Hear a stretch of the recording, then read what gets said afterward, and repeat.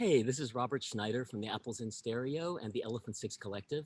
I'm making this video to try to encourage you to please contribute to the Kickstarter campaign for the Steve Keene art book. To try to make my point, I want to tell a couple of stories, and I wrote a little mini song to encourage you to please contribute about my friend, my collaborator, and my hero, Steve Keene.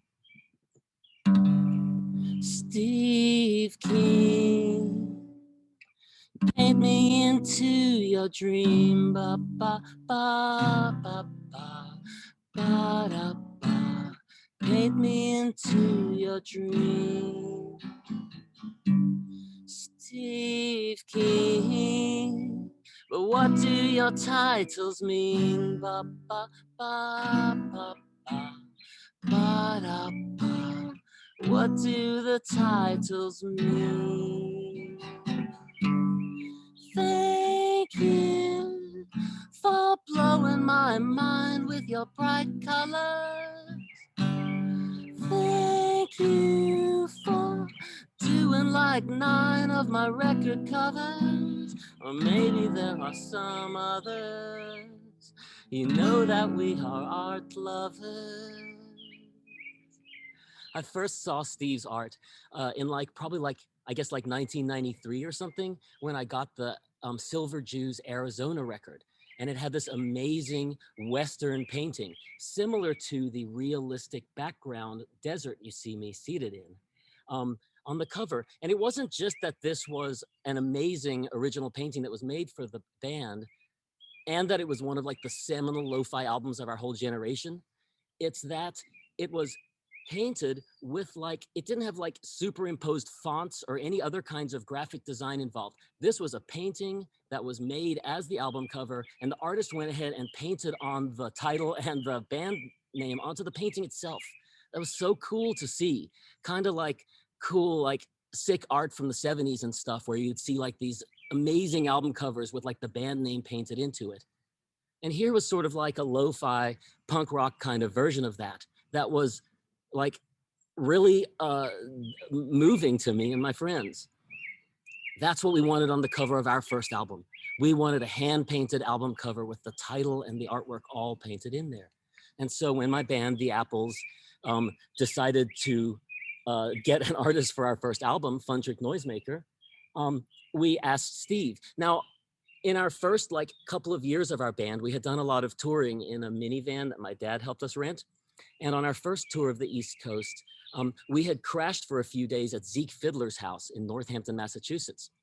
And Zeke had some of the art from the Arizona record and other Steve Keene paintings around his house. And so we had a contact for this artist. And in fact, on that same tour, we had played at Brownies in New York City.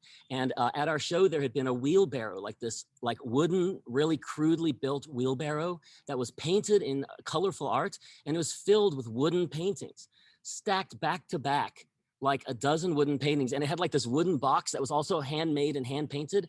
And it said, honor system, $5. Leave $5, take a painting, it said. So of course, we all left $5 and took a painting. And they were paintings by Steve Keene. It was so incredibly amazing and lucky.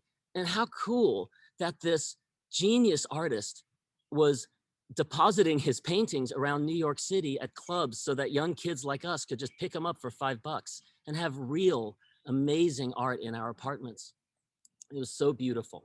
So of course, like I was saying, when it came time to ask an artist to do art for our first album, we wanted it to be Steve. I called him, having gotten the number from Zeke, and Steve was like, hey, we were at your show at Brownies in New York. I would love to do the art for your album. It was so exciting. I couldn't believe it. We had just missed him in the night. And really soon after that, I mean, it was seriously it must have been 5 days or something like that.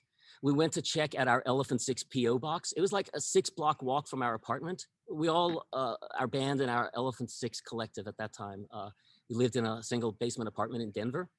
And so we hiked up to the post office every few days to see if we had any orders for our mail order collective that we had going.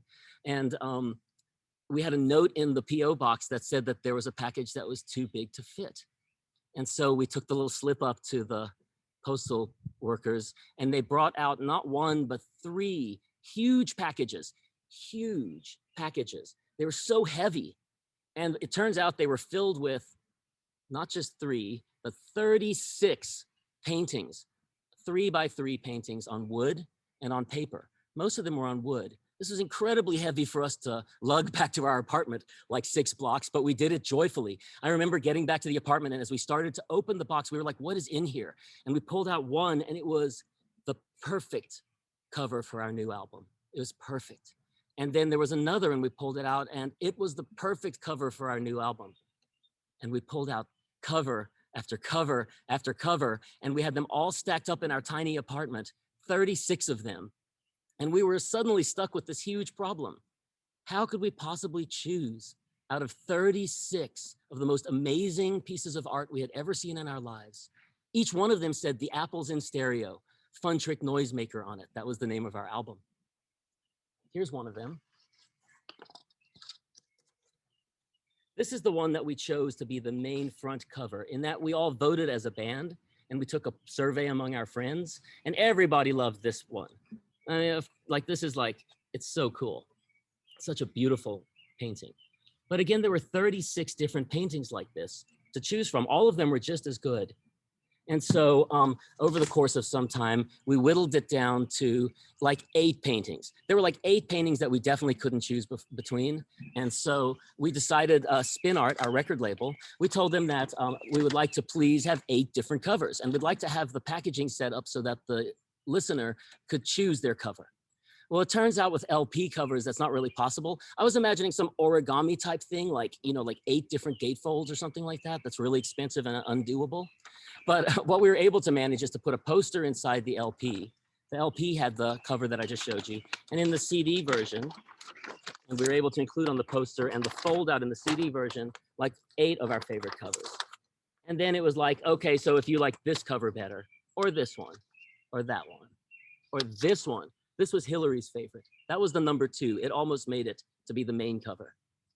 Or one of the others. You could just like fold your CD cover and then like put it back in the CD case, which inevitably would fall apart and the cover would fall, the whole thing would fall apart. And in any event, CD cases weren't the most reliable medium to put artwork in. But it was a really nice way to get to do this, like lots of art. For our single of that album, which was Tidal Wave, we went to New York, and in Steve's Brooklyn, like a studio warehouse, he set up the whole warehouse and painted all of these gigantic backdrops. Each one was the full size of a wall of a room on huge tarps. He painted all these different backdrops and these wooden like props, a huge wooden drum set and huge wooden amplifiers and a huge backdrop of a recording studio that we subsequently used in our studio in Denver. And we filmed our video. We had a $500 budget for the video, and we filmed it in his studio. It was an amazing experience. At that time, we were between bass players. Our founding bass player, Jim, had quit the band, and we had had a few friends that filled in over the years since then. But, and in just a couple of months after that, Eric Allen, our bass player for the rest of our band's life, joined the band. However, we didn't have a bass player for the video. And so Steve volunteered to step in and be our bass player. And so that was the time that Steve Keene was the bass player in the Apples in Stereo. Here's our Tidal Wave video. You'll see how it's painted, and he's painting at the beginning of the video.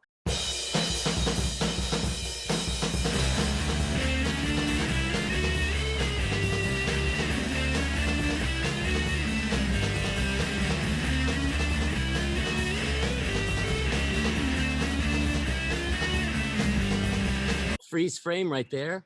There's Steve circled right there. And here later in the video is a picture of us as a band with Steve as our bass player.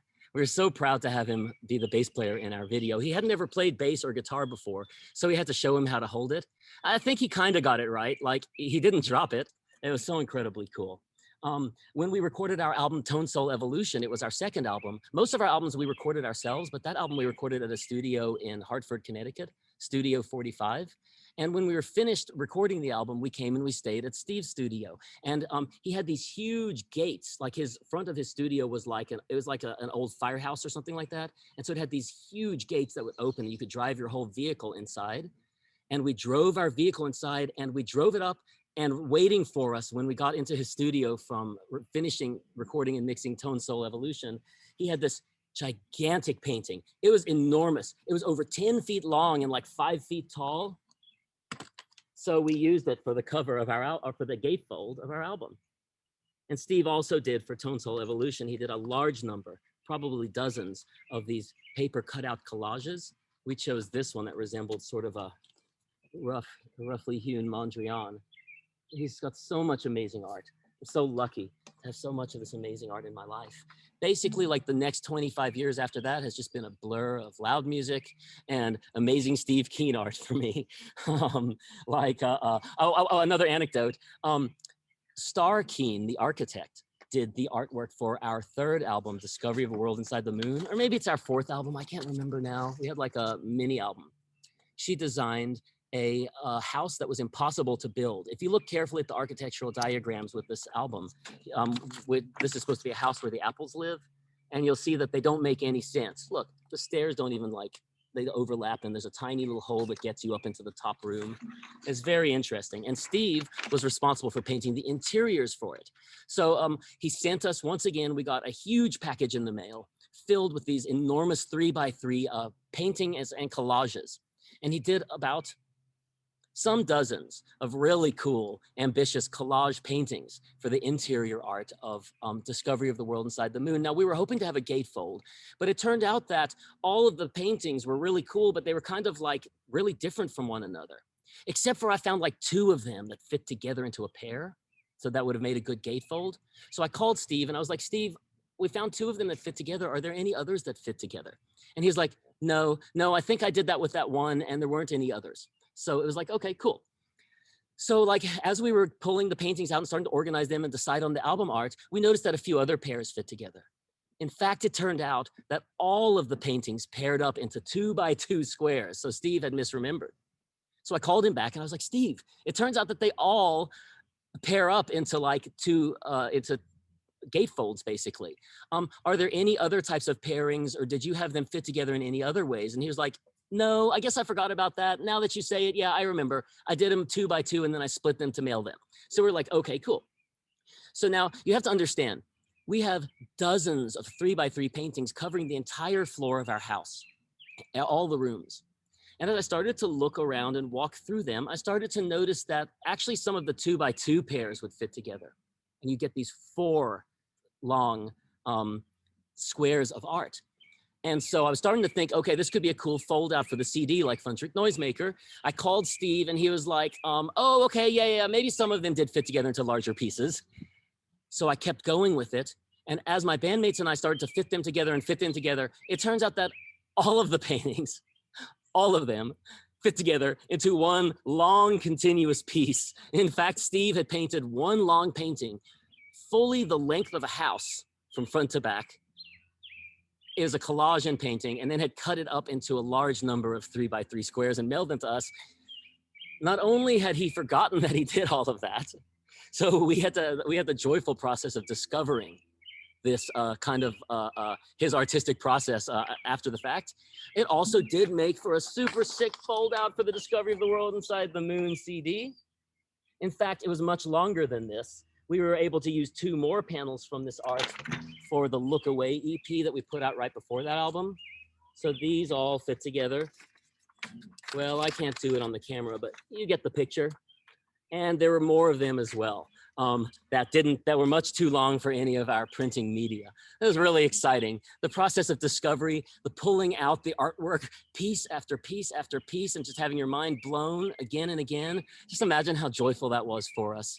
We wanted an album cover and we were given a decision, an art gallery to decide between in each case. It was so exciting. He's done a lot of other albums for us as well. Here's a few of them here. I just love Steve Keene so much. He told us when we first met him that his dream was to be like the Johnny Appleseed of art.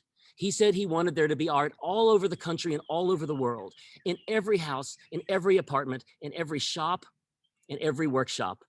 He said that art shouldn't be something that was confined to the galleries and it was confined to large budgets. He wanted to make fine art on the highest level, but produce it in mass like pop art, but painting it by hand and then distribute it to the people, just like Johnny Appleseed, spreading apple trees across the country.